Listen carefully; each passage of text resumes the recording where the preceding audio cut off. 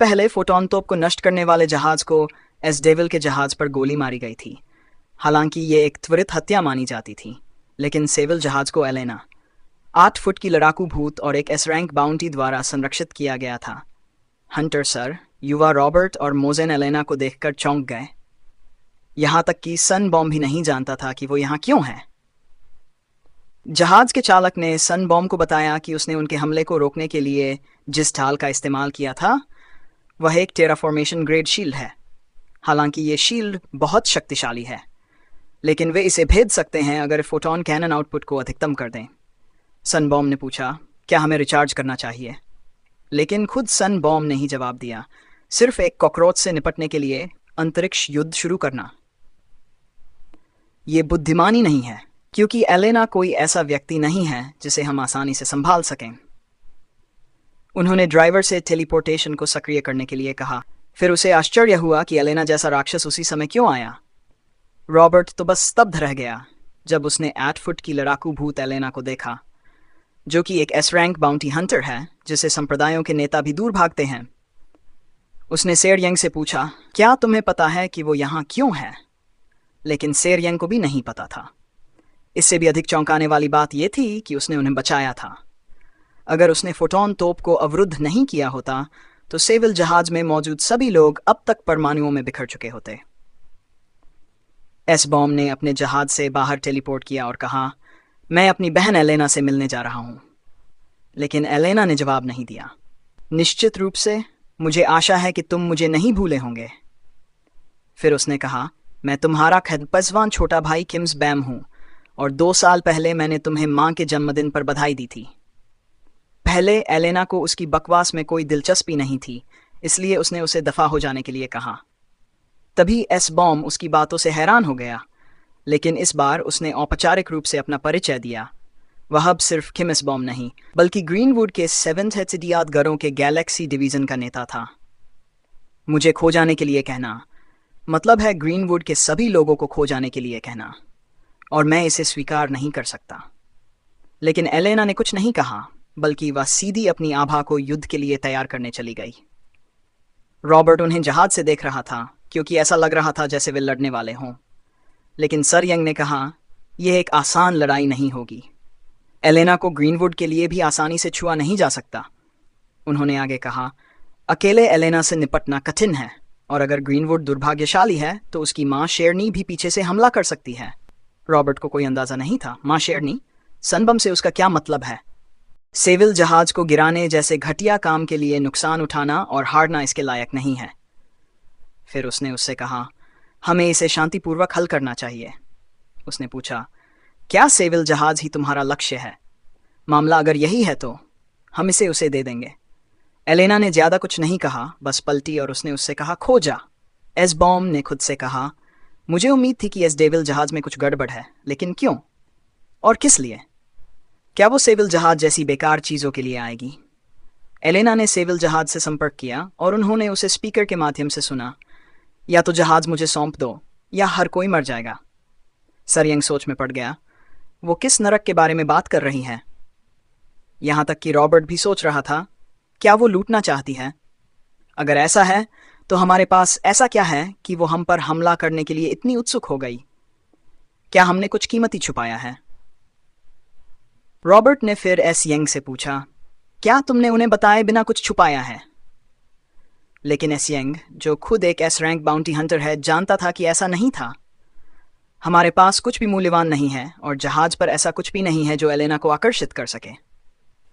फिर sir young ने मोजिन से पूछा, क्या तुम एलेना को जानते हो? हो सकता है कि तुम्हारा उसके साथ कोई प्रेम संबंध हो। शायद अतीत में तुम दोनों का बड़ा ब्रेकअप हुआ हो। लेकिन मोजिन ने जवाब दिया, एलेना मेरी वजह से नहीं आई है, शायद ये उस बच्चे की वजह से है। सभी ने एक दूसरे की ओर देखा। कौन सा बच्चा? यहां तो कोई नहीं है। मोजिन ने फिर हवा में कहा, अपने आप को दिखाओ बच्चे, कुछ भी नहीं है। डर के मारे अचानक एक लड़की परछाई के भीतर से अपना छिपाव हटाते हुए प्रकट हुई। रॉबर्ट और सर यंग को अपनी आंखों पर विश्वास नहीं हो रहा था कि हालात बदतर हो गए हैं। उन्हें कोई अंदाजा नहीं था कि वह कौन है। मूचिन ने उन्हें बताया कि वह अंदर से उनका पीछा कर रही थी, लेकिन तब से उन्होंने उसे वहीं छोड़ दिया था। उनकी उपस्थिति महसूस हुई थी, पर वह किसी भी रूप में प्रकट नहीं हुई थी। वह उन्नत तकनीक से काफ़ी प्रभावित थे क्योंकि उसने इसका उपयोग किया था। वह न केवल खुद को बल्कि अपनी सांसों को भी छुपाने में सक्षम थी। ऐसा लग रहा था मानो मार्शल आर्ट्स पिछले कुछ वर्षों में बहुत विकसित हो गए हैं। लेकिन तभी सुनिया ने बताया, जो उसने इस्तेमाल किया है वह कोई गुप्त तकनीक नहीं है, बल्कि उसने एक गुप्त अंगूठी पहनी है। ये एक क्वांटम तकनीक है और बहुत महंगी है। लेकिन सर यंग को इसकी कोई परवाह नहीं थी कि यह महंगी है या नहीं। उन्होंने सीधे लड़की से पूछा, तुम कौन हो और जहाज पर चुपचाप चढ़ने का तुम्हारा इरादा क्या है? लड़की हकला गई। मेरा नाम वाइक्वारिन है, उसने कहा। लेकिन सर यंग को उसके नाम में कोई दिलचस्पी नहीं थी। उन्होंने फिर उससे कड़ाई से पूछा, क्या तुम वही हो? लड़की ने उत्तर दिया, शायद बाहर के लोग निशाने पर हैं और जब तक मैं जीवित हूं वे आना बंद नहीं करेंगे। उसका नाम सुनते ही रॉबर्ट ने उसे तुरंत पहचान लिया। वह प्रोसन की मुख्य गायिका है। सर यंग चौंक गए। प्रोसन? क्या मतलब है तुम्हारा प्रोसन से? रॉबर्ट ने उत्साह से समझाया, वह गैलेक्सी की शीर्ष नौसिखिया आइडल डुओ का हिस्सा है और वह मुख्य गायिका है, उसी समूह की जिसने हाल ही में एक हिट गाना गाया है। रॉबर्ट ने अपनी जेब से फ़ोन निकाला और तुरंत उसका नाम और प्रोफाइल पॉप अप कर दिया। वाह, मैं सही था, रॉबर्ट ने कहा। वह व्यक्तिगत रूप से और भी सुंदर है और वह माउंट से भी है। हुआ की तरह ही वह भी उसके बारे में हर विवरण जानता था, उसकी ऊंचाई, रक्त प्रकार, एलर्जी, यहाँ तक कि एलेना भी। फिर अचानक घोषणा हुई। स्पीकर से आवाज़ आई, तुम्हारे पास डैम मिनट हैं, उसे हमें सौंप दो वरना सब मारे जाओगे। लेकिन जितने तनाव में वे थे उनकी आंखों में घबराहट का कोई नामो निशान नहीं था। रॉबर्ट ने हिन से पूछा, क्या हो रहा है? हमें क्यों पीछा किया जा रहा है? लेकिन हिन ने कोई जवाब नहीं दिया। सर यंग ने रॉबर्ट से कहा, कोई फर्क नहीं पड़ता कि वह बताती है या नहीं। फिर उसने हिन से कहा, तुम बिन बुलाए मेहमान हो जो हमसे संबंधित नहीं है, तुम्हें जाना होगा। रॉबर्ट ने एस यंग को मनाने की कोशिश की, वह प्रोसन की मुख्य गायिका भी है। लेकिन एस यंग ने ठंडे स्वर में कहा, इससे कोई फर्क नहीं पड़ता, हमने पहले ही फैसला कर लिया है। कप्तान डब्ल्यू रिन को दरवाजे पर खड़ा कर दिया गया एलेना को बाहर सौंपने के लिए।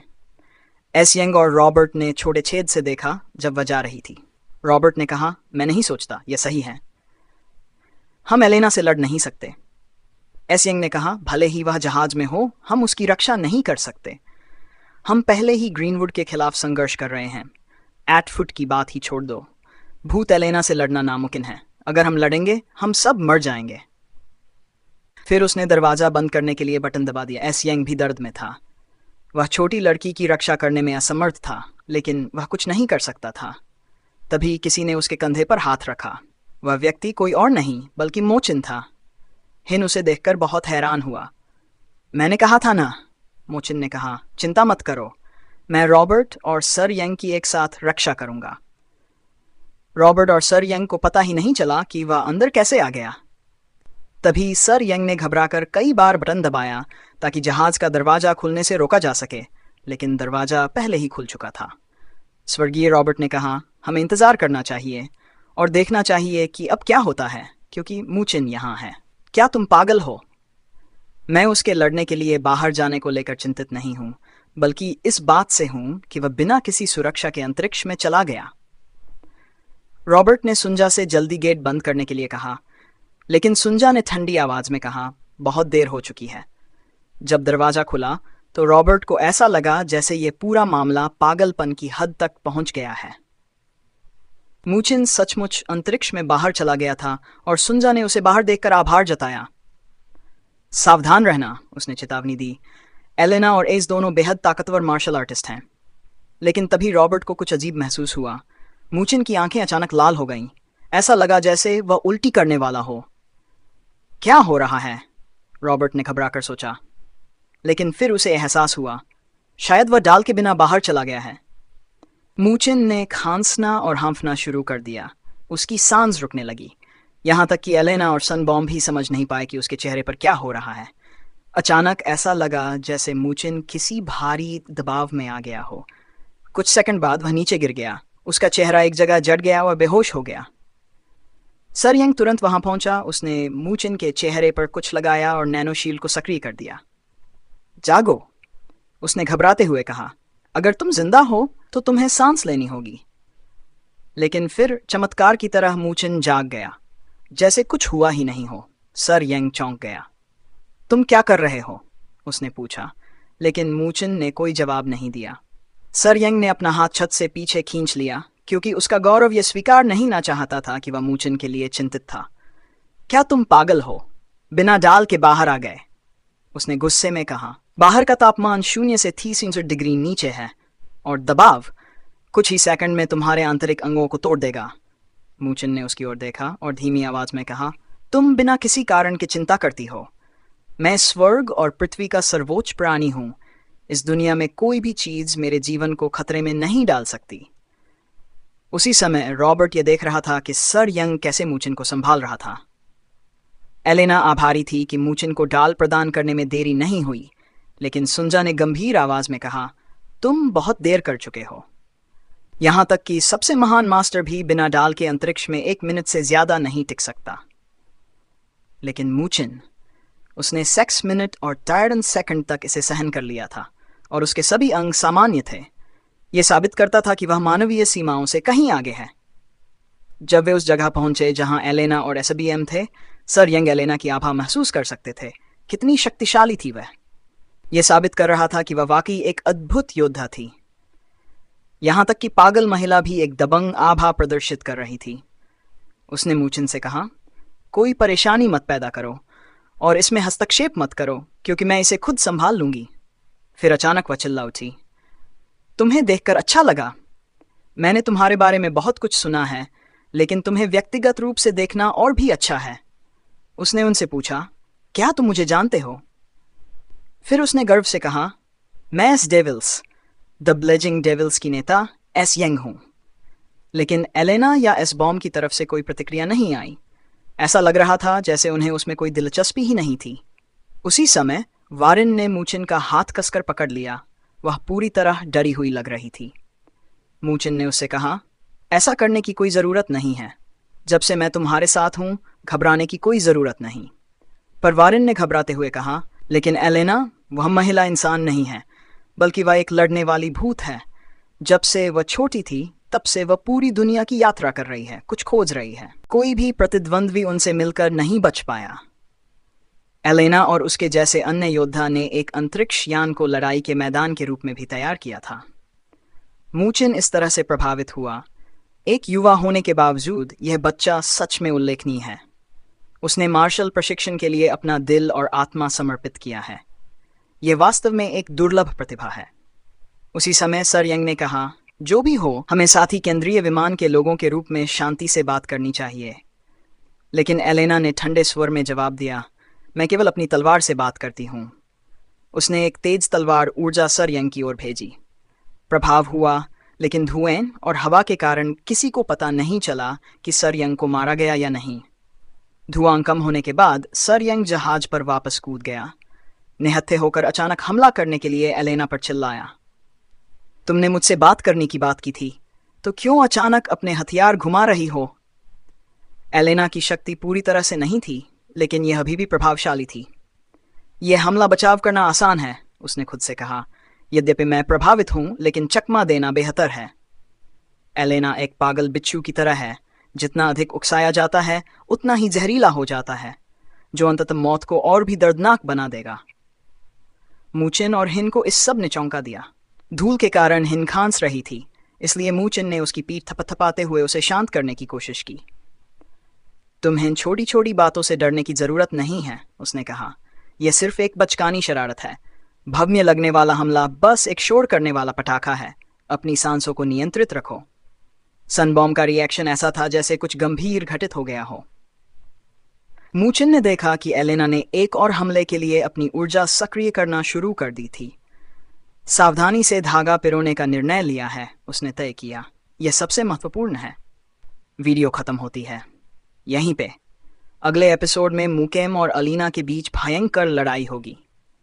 अगर आप वीडियो देखना चाहते हैं तो चैनल को सब्सक्राइब जल्दी से कर दीजिए। वीडियो में छोटी छोटी डिटेल्स को समझाता हूँ, इसलिए सोच रहा हूँ वीडियो बनाने के लिए मुझे 5 घंटे लग गए, तो सोचिए आधे घंटे की वीडियो बनाने के लिए कितना वक्त लगेगा। अगर आप चाहते हैं कि मैं आधे घंटे का वीडियो बनाऊं, तो आसान तरीके से एक्सप्लेन करो। और अगर आप वीडियो में और डिटेल्स चाहते हैं तो कमेंट करना मत भूलिए। मैं आप लोगों के लिए इतनी मेहनत करता हूं, इसलिए मेरे भाई चैनल को सब्सक्राइब कर दीजिए।